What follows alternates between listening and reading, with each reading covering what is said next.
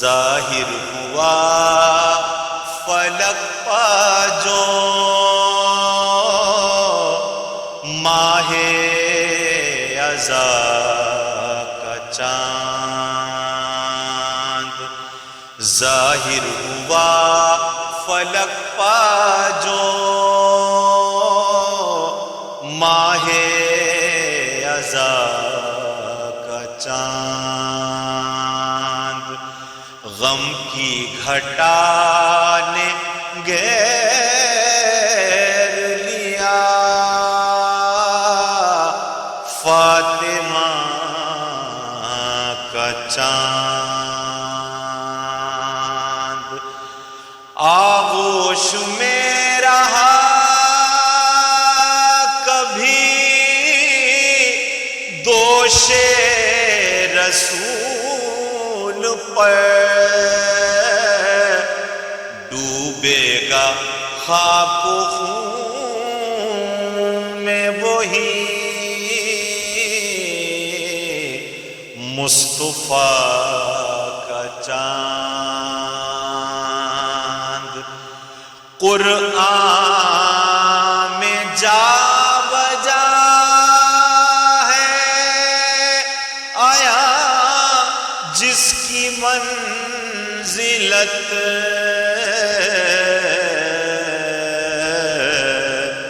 مقتول کربلا ہے، وہی حرف با کا چاند، تطہیر کی ردا میں جسے تربیت ملی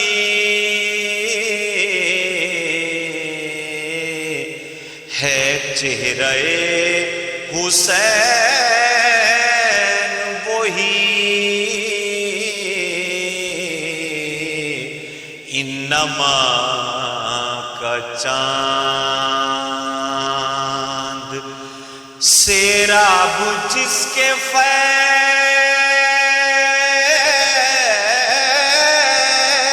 سے فوج عدو ہوئی، پیاسا شہید ہو گیا وہ حل عطا کا چاند، دیتا رہے گا چرخے شہادت کو روشنی، اصغر تیرے تبسم میں موجز نما کا چاند، 10ویں کی رات دیکھیے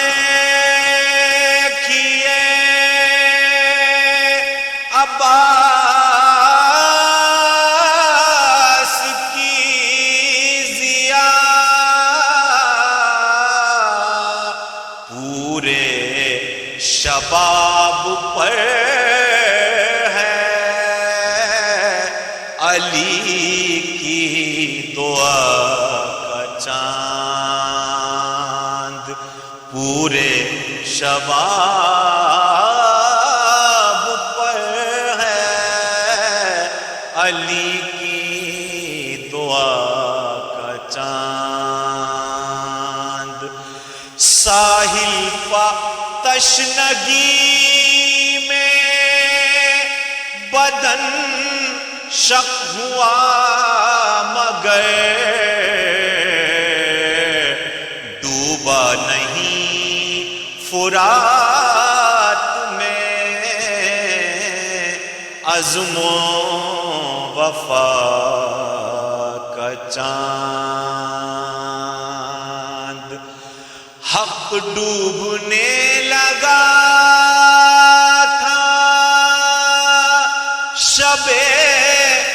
قصر شام میں زینب نے بڑھ کے سر پا اڑھایا ردا کا چاند، روشن ہوئی وسیم غم کربلا سے فکر، روشن ہوئی وسیم غم کربلا سے فکر، ہاں مہرباں ہے شاہ امم کی عطا کا چاند، ظاہر ہوا فلک پا جو ماہ عذاب کا چاند۔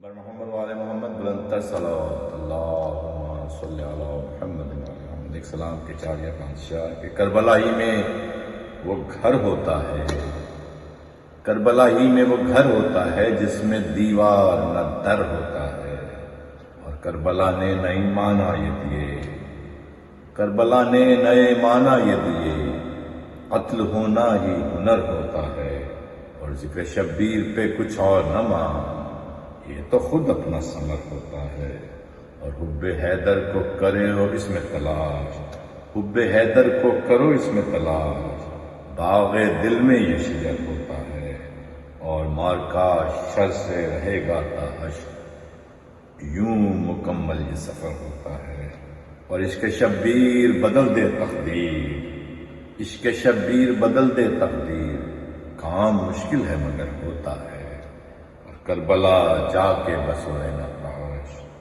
کربلا جا کے بسو اے نقاش، زیر سب اس میں زبر ہوتا ہے، کربلا ہی میں وہ گھر ہوتا ہے جس میں دیوار نہ در ہوتا ہے۔ بر محمد وآل محمد بلندتر صلوات۔ محمد السلام کے چار یا پانچ شعر پہ سنت رکھیں۔ مثل شبیر قرین کھینچ کے لائے مقتل، ہے کوئی ایسا جو صحرا میں بنائے مقتل، اور دست شبیر کی قسمت میں لکھا تھا شاید، دست شبیر کی قسمت میں لکھا تھا شاید، خون اولاد کی چھینٹوں سے سجائے مقتل، ایک وہی شخص جسے ابن علی کہتے ہیں، ایک وہی شخص جسے ابن علی کہتے ہیں، اپنے کاندھوں پہ نظر آیا اٹھائے مقتل، اور اتنا محدود کہ گودی میں 72 لاشیں، اتنی وسعت کہ نہ عالم میں سمائے مقتل، سوچ لے اپنے تغافل کا جواب آب فرات، ڈر ہے محشر میں نہ رودات سنائے مقتل، اور انقلابات بہا لے گئے سب چاہ جلال، گوش سلطان میں جہاں پہنچی سزائے مقتل۔ آخری شعر کہ کربلا دے گئی ہر عہد کے انسان کو پیام، کربلا دے گئی ہر عہد کے انسان کو پیام، بے گناہی کی گواہی کو لائے مقتل، مثل شبیر کری کھینچ کے لائے مقتل، ہے کوئی ایسا جو صحرا میں بنائے مقتل۔ اللهم صل على محمد وعلى محمد۔ لا حول ولا قوة إلا بالله العلي العظيم۔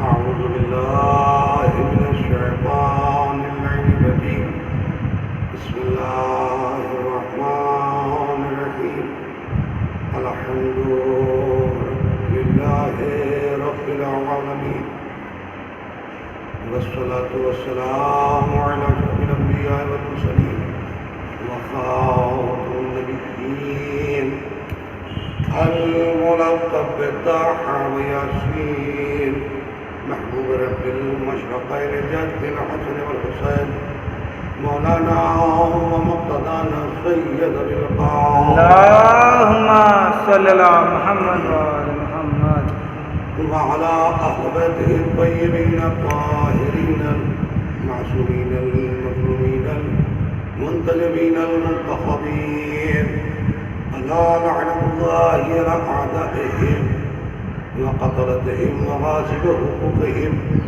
ومنكر فضائلهم وعطشهم وعظمتهم وولايتهم أجمعين. أما بعد فقد قال الله سبحانه وتعالى في محكم كتابه المبين وهو أصدق الصادقين وقوله الحق. بسم الله الرحمن الرحيم. إنما وليكم الله ورسوله والذين آمنوا الذين يقيمون الصلاة ويؤتون الزكاة وهم راكعون. صلوات محمد. اللهم صل على محمد وعلى محمد. عزیزان کرام، آپ حضرات کے سامنے جس آئے کریمہ کو عنوان کلام قرار دینے کا شرف حاصل کیا، کل کی مجلس بھی اسی آئے مبارکہ کے ذیل میں آپ حضرات کے سامنے ہوئی تھی. قرآن مجید کا اعلان ہو رہا ہے، یقیناً تمہارا پروردگار اللہ ہے اور اس کا رسول اور وہ لوگ کہ جو نماز کو قائم کرتے ہیں، حالت رکوع میں زکوٰۃ دیتے ہیں، یعنی نیکی کرتے ہیں. صلوات پڑھ دیں محمد. اللهم صل على محمد وعلى محمد. تو عزیزوں، ہمارے سامنے یہ لمحہ فکریہ ہے کہ پروردگار عالم نے جس طریقے سے اپنے اور تمام عہدے دنیا والوں کے سامنے رکھے، اپنی نبوت و رسالت، اسی طریقے سے پروردگار عالم نے ولایت و امامت و خلافت کو دنیا کے سامنے رکھا. بے شک. ولایت کے لیے جہاں پروردگار عالم نے پہچانیں بتائی ہیں کہ ہمارا ولایت کا عہدہ کس کے پاس ہے، حقیقت میں سچا ولی کون ہے، تو اس کے لیے ہمیں غور کرنا ہے. قرآن کی اور دوسری آیات ہمارے سامنے ہمیں سہارا دیتی ہیں. ایک مقام پر ارشاد ہوتا ہے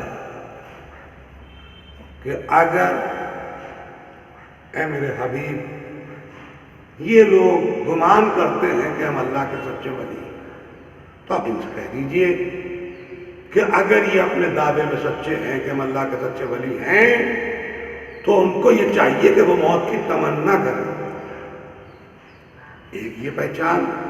اور اس کے علاوہ قرآن مجید نے ایک اور مقام پر ولایت کا تذکرہ پروردگار نے کیا ہے کہ یقیناً اللہ کی طرف سے تمہارا وہ ولی ہے کہ جو صاحب ایمان ہے اور جو تم کو اندھیرے سے روشنی کی طرف لاتا ہے.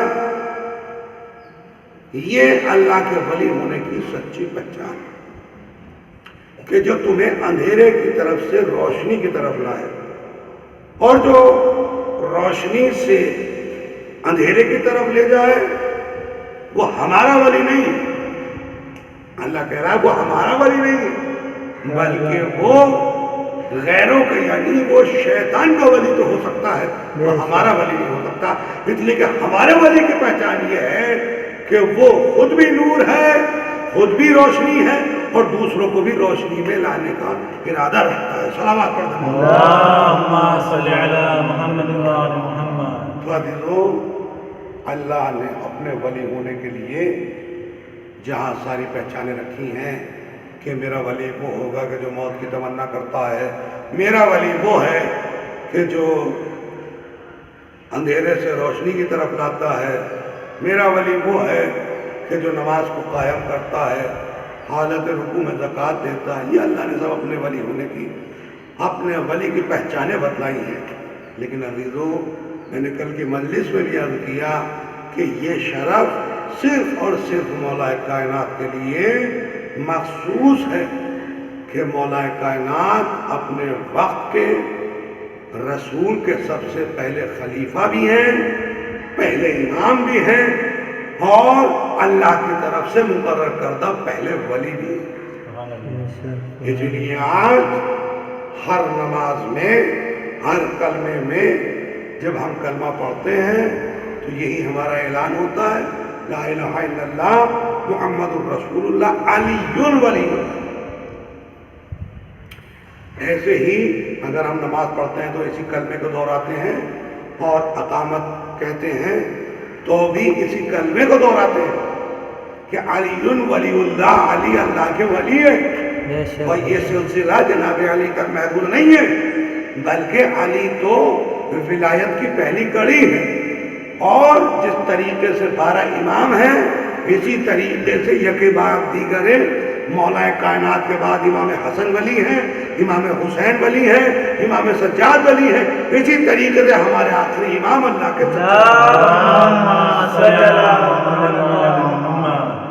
لیکن عزیزوں، ولی کی جہاں اللہ نے ساری پہچانیں بتلائی ہیں، ان میں سے یہ بھی ایک پہچان بتائی ہے کہ اپنے وقت کا ولی وہ ہوتا ہے کہ جو اپنے وقت کا سب سے بڑا عالم ہو، اپنے وقت کا سب سے بڑا شجاع، سب سے بڑا بہادر ہو۔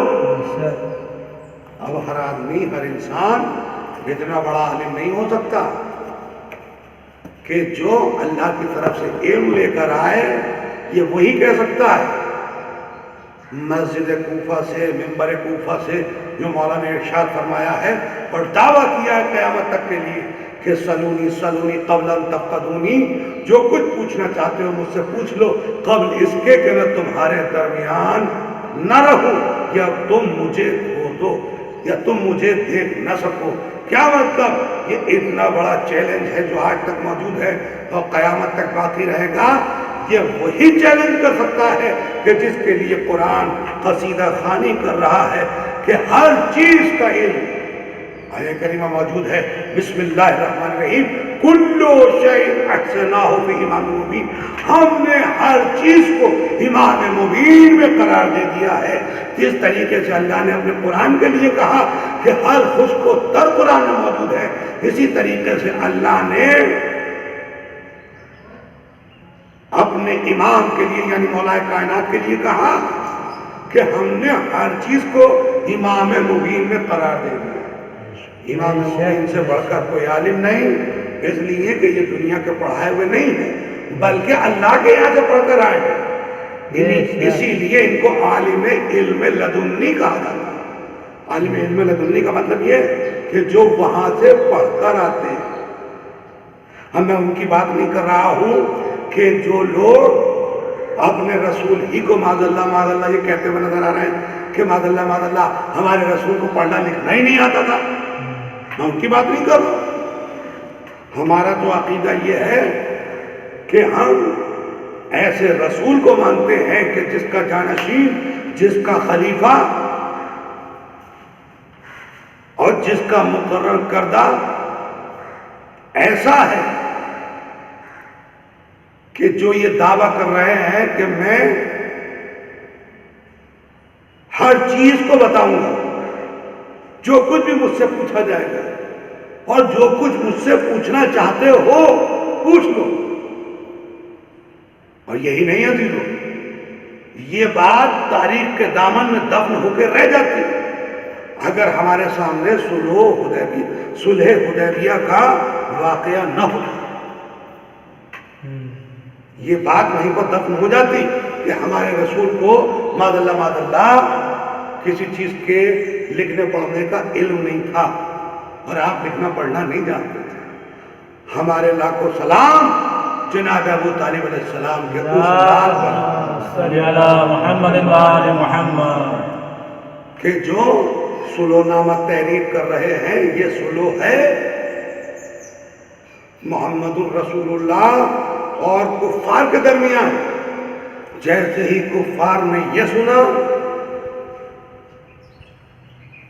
کہ محمد کی طرف سے محمد الرسول اللہ لکھ دیا گیا ہے، فوراً اعتراض کر دیا اور آواز دی، اے محمد اگر ہم آپ کو رسول مانتے تو پھر ہم آپ سے جھگڑا ہی کیوں کرتے؟ جھگڑا تو اسی بات کا کہ ہم آپ کو رسول نہیں مانتے. لہذا ہمیں یہ خبر نہیں ہے کہ آپ محمد رسول اللہ لکھے. اب رسول فرماتے ہیں یا علی، یہ جو تم نے لفظ رسول لکھا ہے محمد رسول اللہ، اس کو کاٹنے کے بعد محمد ابن عبداللہ لکھ دو. رسول کا حکم ملا. مولا کائنات نے ارشاد فرمایا یا رسول اللہ، جس قلم سے میں نے محمد الرسول اللہ لکھا ہے میری یہ جسارت نہیں ہے، میں یہ نہیں کر سکتا کہ اپنے قلم سے اپنے ہاتھ سے محمد الرسول اللہ کا لفظ کاٹ دوں. اگر ان کو اعتراض ہے تو یہ کام آپ ہی کر سکتے ہیں، یہ کام میں نہیں کر سکتا. اپنے ہاتھوں سے رسول اللہ کا لفظ نہیں کاٹ سکتا. یہ صلح حدیبیہ ہو رہی ہے، واقع صلح حدیبیہ کا ہے. جناب رسول نے، ہمارے رسول نے قلم کو لیا، کاغذ کو لیا، رسول اللہ کا لفظ ہٹایا اور اس کی جگہ محمد الرسول اللہ محمد ابن عبداللہ لکھ دیا. محمد رسول اللہ ہٹا دیا. تو اس کا سیدھا سا مطلب ہے ہمارے لاکھوں سلام مولا کائنات پر کہ جنہوں نے اسی ایک صلح سے یہ ثابت کر دیا کہ قلم اور دوات کی ضرورت، قلم اور کاغذ کی ضرورت، لکھنے کی ضرورت اسی کو پڑتی ہے کہ جو پڑھا لکھا ہوتا ہے. اور مولا کائنات نے قلم کو اور کاغذ کو رکھنے کے بعد بتا دیا کہ دیکھو ہمارے رسول لکھنا بھی جانتے ہیں، ہمارے رسول پڑھنا بھی جانتے ہیں. صلوات پڑھتے اللہم صلی علی محمد و آل محمد. تو عزیزوں، جن کا جانشین اتنا پڑھا لکھا ہو، اتنا عالم ہو، اتنا بڑا عالم کہ جو ممبر کوفہ سے چیلنج کر رہا ہے کہ جو کچھ پوچھنا چاہتے ہو مجھ سے پوچھ لو قبل اس کے کہ میں تمہارے درمیان نہ رہوں. اور مولا کائنات نے پھر چیلنج بھی کیا ہے کہ اگر میرے لیے مسند علم بچھا دی جائے، سنیے غور کیجیے آپ حضرات، کہ میرے لیے اگر مسند علم بچھا دی جائے اور مجھ سے توریت والے سوال کریں تو میں توریت سے جواب دیتا ہوا نظر آؤں گا. زبور والے سوال کریں میں زبور سے جواب دیتا ہوا نظر آؤں گا. مجھ سے انجیل والے سوال کریں میں انجیل سے جواب دیتا ہوا نظر آؤں گا. مجھ سے قرآن والے سوال کریں میں قرآن سے جواب دیتا ہوا نظر آؤں گا. عزیزوں، مولا کائنات ارشاد فرماتے ہیں، یہیں پر بات تمام نہیں ہوتی بلکہ ارشاد فرماتے ہیں اگر کوئی ہم سے قرآن کا علم لینا چاہے تو وہ ہمارے قریب آئے، ہم اس کو بتلائیں گے کہ قرآن کی کون سی آیت، قرآن کی کون سی آیت خشکی میں نازل ہوئی ہے، کون سی دریا میں نازل ہوئی ہے، کون سی زمین پر نازل ہوئی ہے، کون سی پہاڑوں پر نازل ہوئی ہے. ہم ہی بتا سکتے ہیں کون سی آیت کہاں نازل ہوئی ہے، اس لیے کہ قرآن جب نازل ہو رہا تھا تو ہم جانتے ہیں کہ کون سی آیت کہاں نازل ہوئی ہے. صلوات پڑھتے محمد. اللہم صلی علی محمد و آل محمد. تو عزیزوں، یہ رسول بتلائیں گے کہ ہمارا خلیفہ کون، ہمارا ولی کون. رسول نے بتا دیا کہ تمہارا ولی اللہ اور اس کا رسول اور وہ لوگ کہ جو نماز کو قائم کرتے ہیں، حالت رکوع میں زکوٰۃ دیتے ہیں. عزیزوں، لمحہ فکریہ ہے کہ اپنے وقت کا سب سے بڑا ولی اور خلیفہ اور امام وہی ہوگا کہ جو اپنے وقت کا سب سے بڑا عالم ہو، سب سے بڑا شجاع ہو، سب سے بڑا بہادر ہو. یہ مولا کائنات کے علم ہی کی تو بات ہے کہ جو مولا کائنات نے علم کی وضاحت کرتے ہوئے ارشاد فرمایا کہ علم ایک ایسی چیز ہے، جب کوئی سوال کرنے والا سوال کرتا ہے مولا علم بہتر ہے یا مال، تو مولا کائنات نے آنے والے جتنے بھی لوگ تھے سب کو ایک الگ جواب دیا. جب سوال کیا گیا مولا مال زیادہ بہتر ہے یا علم بہتر ہے، تو مولا نے ارشاد فرمایا علم بہتر ہے، اس لیے کہ علم وہ چیز ہے کہ جو انسان کی خود حفاظت کرتا ہے، اور مال کی حفاظت انسان کو خود کرنا پڑتی ہے. آنے والے نے پھر سوال کیا مولا علم بہتر ہے یا مال؟ مولا ارشاد فرماتے علم بہتر ہے. کہا وہ کیسے؟ مولا ارشاد فرماتے دیکھو علم خرچ کرنے سے بڑھتا ہے اور مال خرچ کرنے سے کم ہو جاتا ہے. اسی طریقے سے مختلف لوگ آتے رہے اور مولا کائنات سب کو جواب دیتے رہے کہ علم بہتر ہے، علم بہتر ہے۔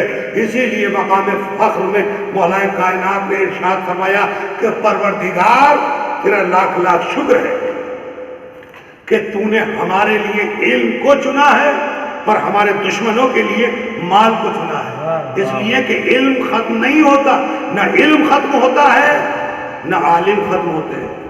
اس لیے کہ جب ہم نے قرآن کی طرف رجوع کیا تب ہمیں معلوم ہوا کہ علم کی قدر کیا ہے، علم کی منزلت کیا ہے، عالم کی منزلت کیا ہے، عالم کی منزلت کیا ہے، یہ قرآن نے بتایا ہے، کہیں اور جانے کی ضرورت نہیں ہے۔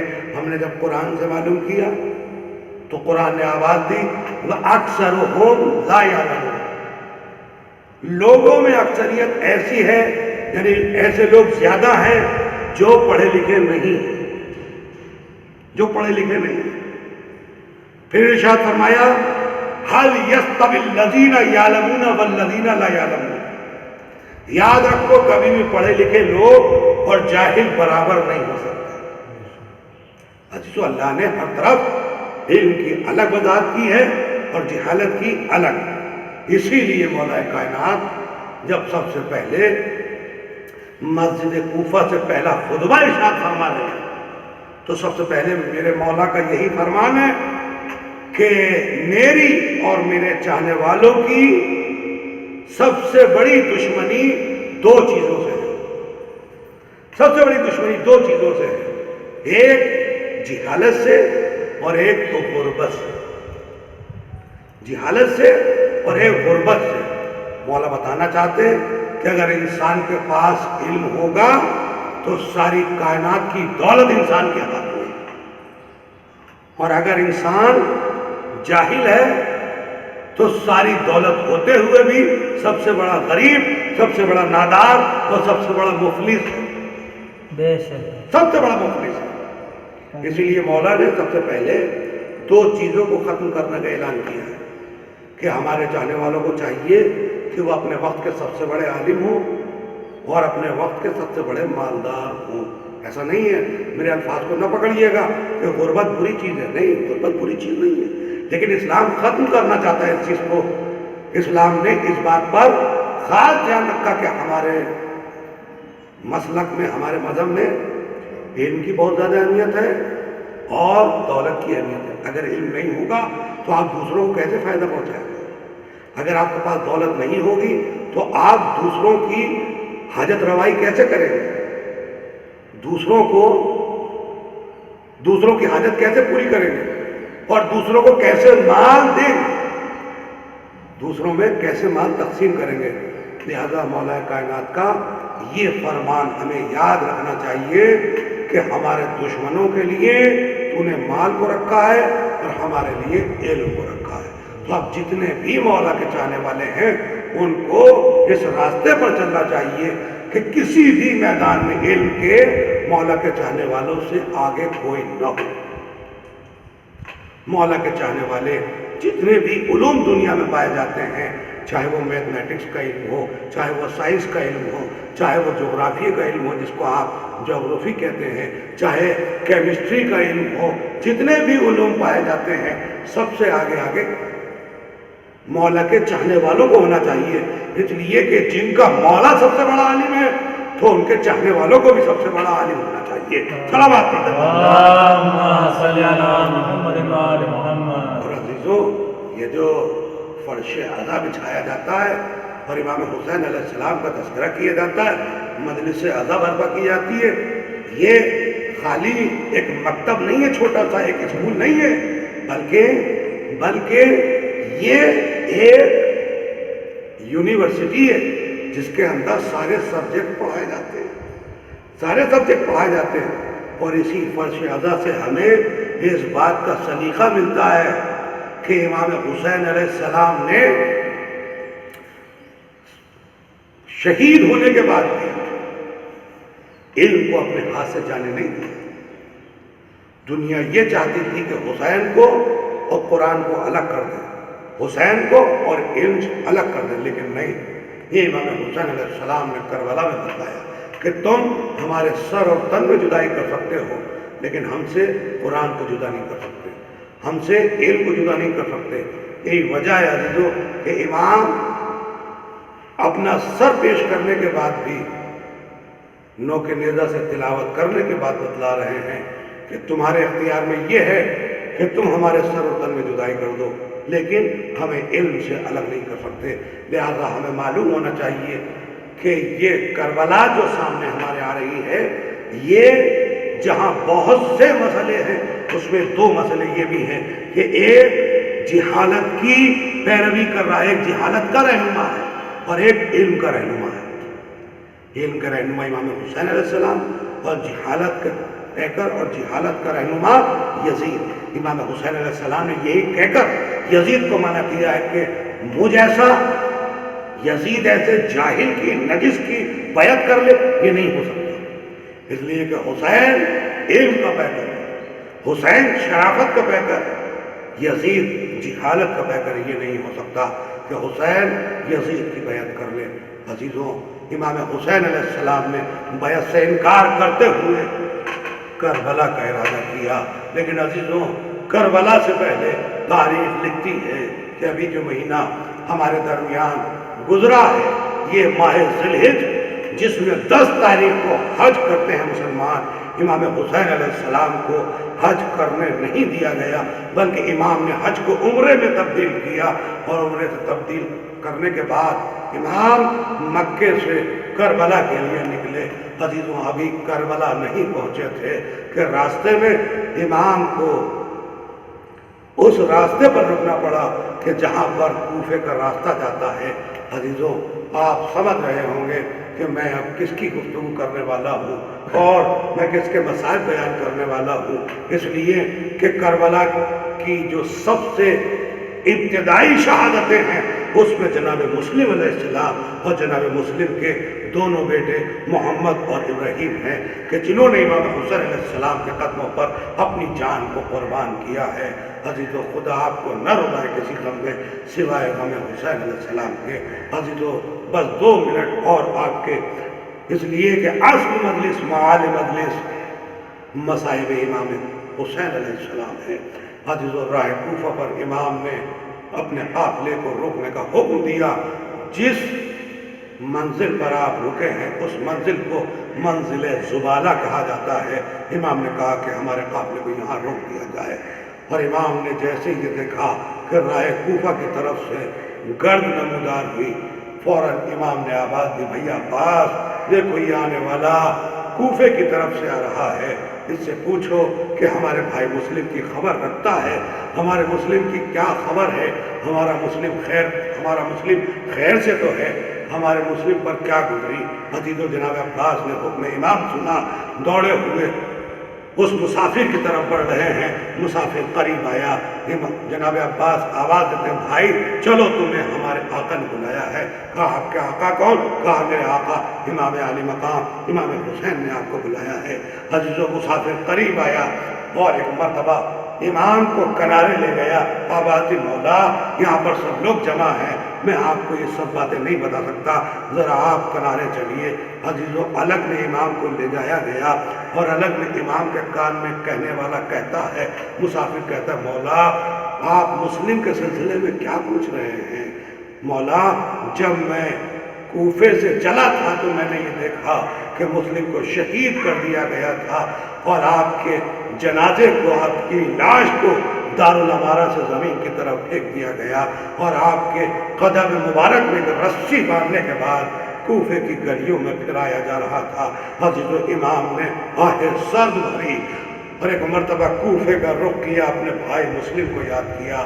لیکن عزیزو، تاریخ لکھتی ہے کہ امام نے اس آواز کو سنتے ہی آواز دی، بھیا عباس، جاؤ میری بہن زینب سے یہ کہو کہ تمہارے پاس جو بالیاں رکھی ہے، تمہارے پاس جو بندے رکھے ہیں، وہ مجھے لا کر دو، تاکہ میں یتیمہ مسلم رقیہ کے کانوں میں ڈال سکوں۔ عزیزوں، جناب امام حسین علیہ السلام نے جناب مسلم کی بچی کو بلایا اور ایک مرتبہ اپنے سامنے کو بٹھایا، دست شفقت پھیرنا شروع کیا، پیار بھرا ہاتھ پھیرنا شروع کیا. عزیز و خاندان اہل بیت کی بچی تھی, فوراً سمجھ گئی اے آقا مولا, ارے خیریت تو ہے, اے چچا خیریت تو ہے, آپ تو اس طریقے سے میرے سر پر دست شفقت پھیر رہے ہیں, ارے جس طریقے سے یتیموں کے سروں پر پھیرا جاتا ہے. اے بابا, اے امو, اے چچا, میرے بابا کی خیریت تو ہے. حضرت تو یہ جملہ سننا تھا. امام نے آواز دی, بیٹی آج کے بعد اپنے چچا کو اپنے بابا کی جگہ سمجھنا. اور عزیزو, اب اپنی اس بچی کو یعنی رقیہ کو اپنے زانو پر بٹھائے ہوئے مولا نے اپنے ہاتھوں سے دست شفقت پھیرنے کے بعد دونوں گندے پہنائے. بچی نے حسرت بھری نگاہ سے اپنے چچا کی طرف کو دیکھا اور آواز دی, بابا آپ, اے چچا, آپ کے ہاتھ پھیرنے سے یہ پتہ چل رہا ہے کہ میں یتیم ہو گئی. عزیزو, میں کہوں مولا اس منظر کو جناب سکینہ بھی دیکھ رہی ہوں گی. ارے جناب سکینہ نے جب یہ منظر دیکھا ہوگا تو دل پہ کیا گزری ہوگی, اس لیے کہ سکینہ نے اپنے بابا سے سوال کیا ہوگا, اے بابا, ارے جب یتیم ہو جاتے ہیں تو لوگ اس کے سر پر دست شفقت پھیرتے ہیں, لوگ اسے گود میں اٹھا کر پیار کرتے ہیں, لیکن سکینہ کو کیا معلوم کہ جب بابا دنیا سے چلے جائیں گے, سکینہ یتیم ہو جائے گی تو کوئی رخساروں پر تماچے مار رہا ہوگا, کوئی بندے چھین رہا ہوگا, کوئی دہائی دے رہا ہوگا. اپنے بابا کو آواز دو, اپنے چچا کو پکارو, اپنے بھائی کو آواز دو.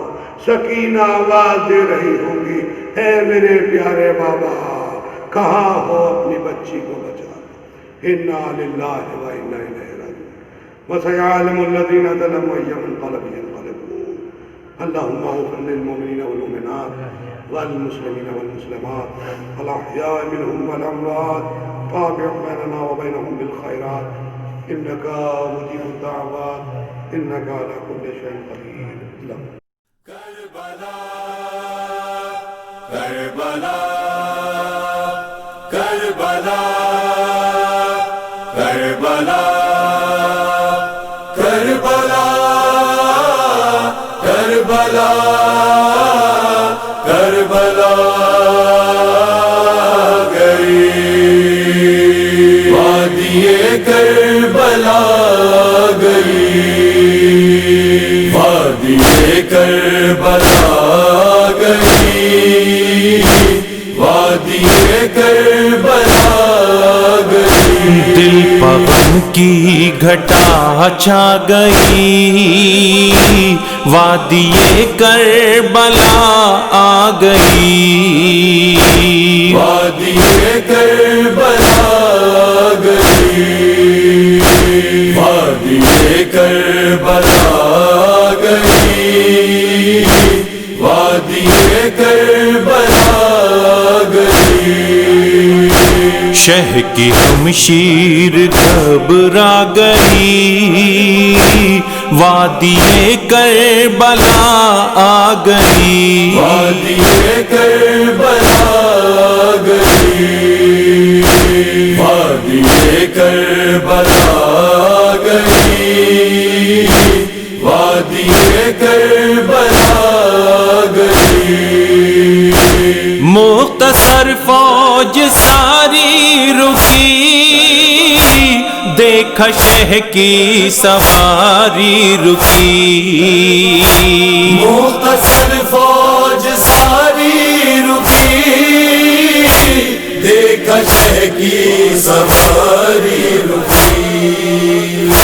خون کی اپنے بو آ گئی, خون کی اپنے بو آ گئی, وادی کربلا گئی, وادی کربلا گئی, وادی کربلا گئی.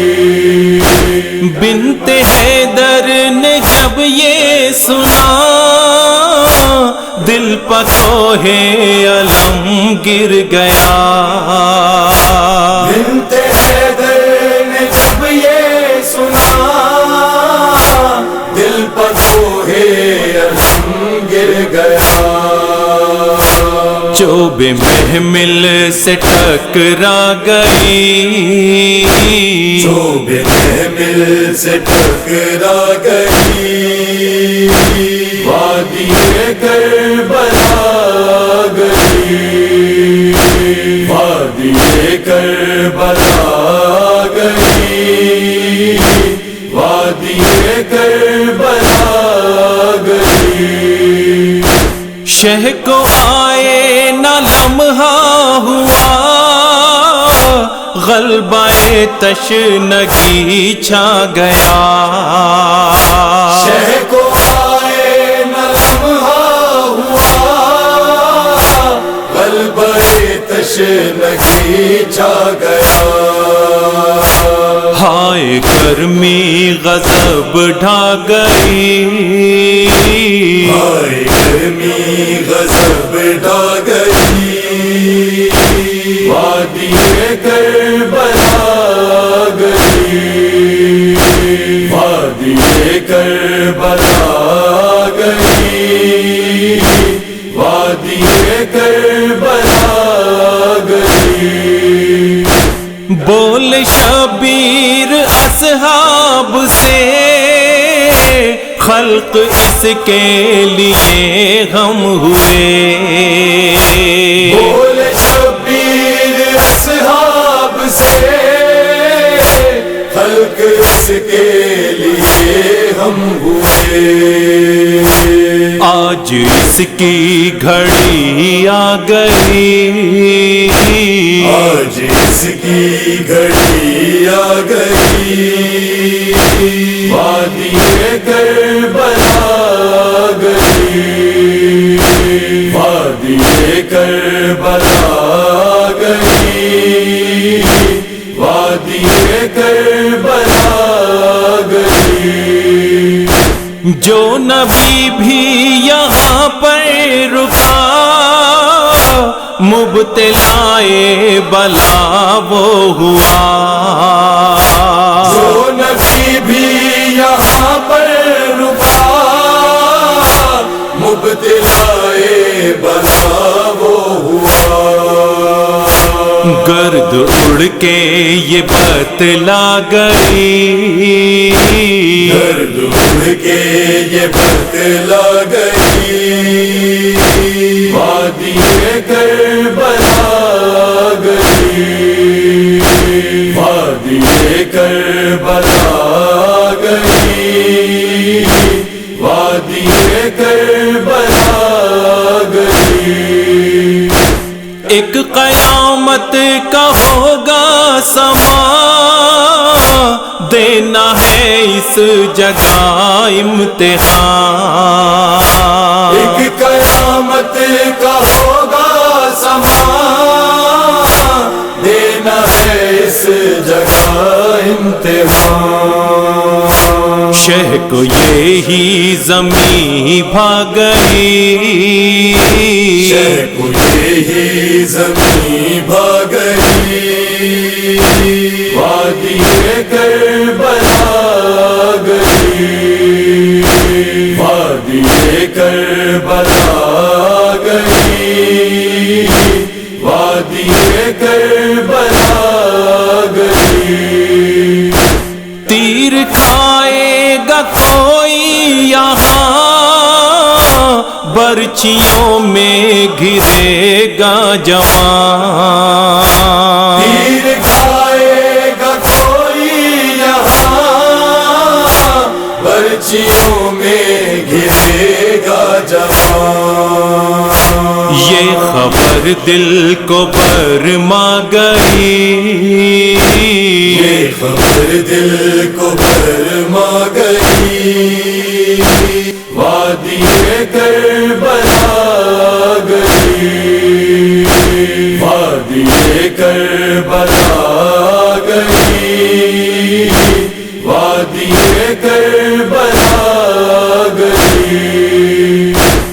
اس کو پہچان لو اے بہن، یا بندھے گی تمہارے رسن،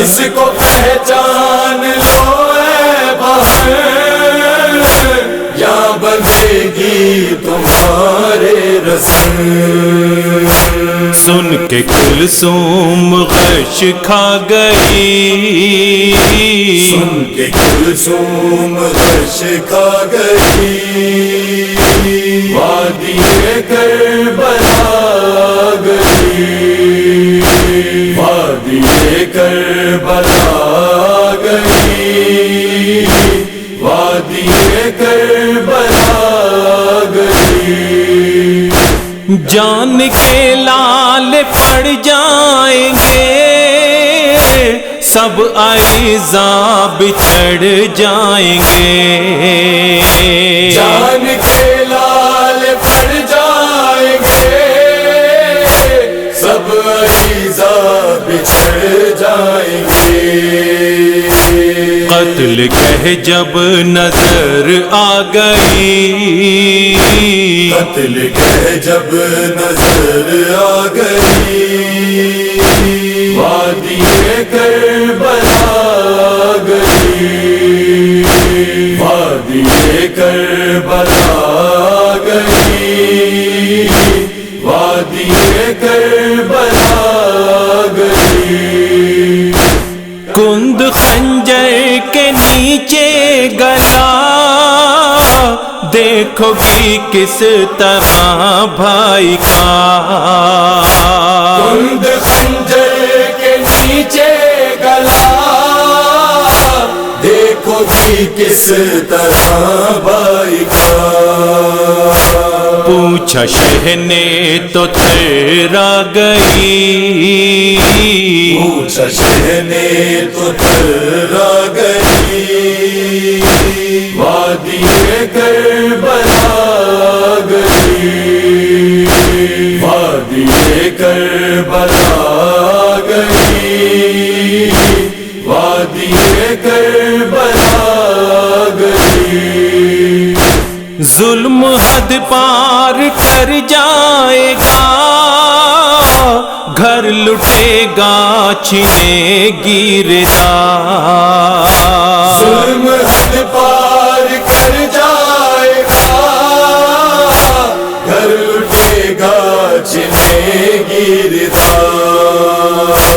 یہ خبر سب کو تڑپا گئی، یہ خبر سب کو تڑپا گئی، وادی کربلا گئی، وادی کربلا گئی، وادی کربلا گئی، خون سے سرور نے سینچا اسے، کیسا گلشن بنایا اسے، منہ سے سرور نے سینچا اسے، کیسا گلشن بنایا اسے، دیکھ کر خلد شرما گئی، دیکھ کر خلد شرما گئی، وادی کربلا